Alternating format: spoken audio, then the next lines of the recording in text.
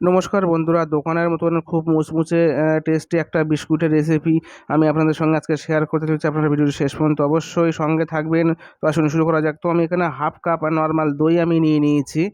তো দইটাকে একটু গায়ে লেগে গেছে, একটু জল দিয়ে আমি হালকা জল দিয়ে ধুয়ে আমি দিয়ে দিচ্ছি এবং দইটাকে একটা হুইস্কার দিয়ে ভালোভাবে আমি ফাটিয়ে নেব, যাতে দইয়ের মধ্যে কোনো লাম্পস জাতীয় কিছু থেকে না থাকে, দইটা পুরোপুরি মিহিভাবে গুলে যায় যাতে।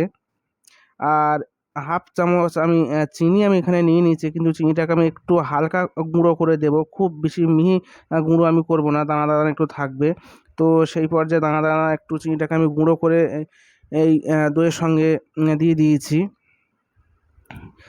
তো আর এখানে আমি একটু সামান্য লবণ আমি দিয়ে দিচ্ছি, মিষ্টি এবং লবণের ব্যালেন্সটা যাতে ঠিক থাকে। তো দইয়ের সঙ্গে চিনিটা ভালোভাবে হুইস্কার দিয়ে ফাটিয়ে নেওয়ার পরে আমি হাফ চামচের একটু কম আমি কোকোনাট পাউডার দিয়ে দিচ্ছি। বাজারে কিনতে অবশ্যই পাবেন। আর এখানে 2 চামচ আমি সাদা তিল আমি দিয়ে দিচ্ছি। তিল ব্যবহার না করতে হলে আপনারা যে কোনো ড্রাই নাটস একটু গুঁড়ো করে দিতে পারেন, কোনো অসুবিধা নেই। আর হাফ চামচ এলাচ পাউডার আমি দিয়ে দিচ্ছি। এটা সুগন্ধের জন্য বিস্কুট থেকে একটা খুব সুন্দর ফ্লেভার এখানে আসবে। তো সমস্ত উপকরণগুলো আবার আমি হুইস্কার দিয়ে ভালোভাবে ফাটিয়ে নিচ্ছি, মিশিয়ে নিচ্ছি।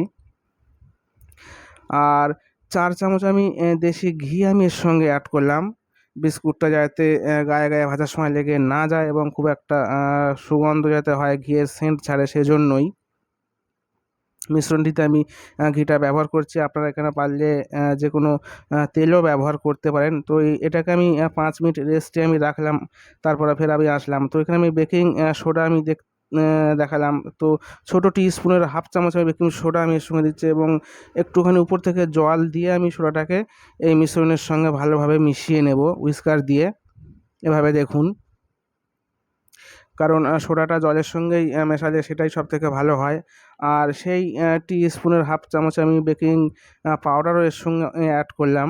যেহেতু আজকের আমি তেলে ভাজবো, তো সেই জন্য বেকিং পাউডারটা বেশি অ্যাড করলাম না। যদি আপনারা বেক করতে চান বিস্কুটটা, তো বেকিং পাউডারটা একটু বেশি দিতে হবে।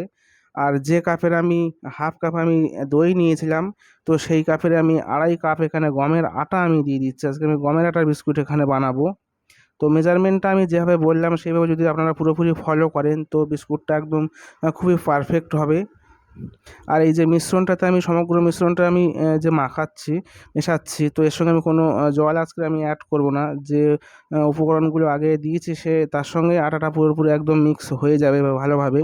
তো এখানে বেশি মেজারও প্রয়োজন নেই। ডোটা হালকা হাতে একটু এভাবে চেপে চেপে আমি এটাকে 7-8 মিনিট রেস্টে রাখবো।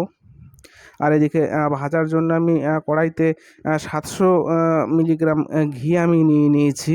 আপনারা চাইলে এটা তেলও ব্যবহার করতে পারেন, কোনো অসুবিধা নেই।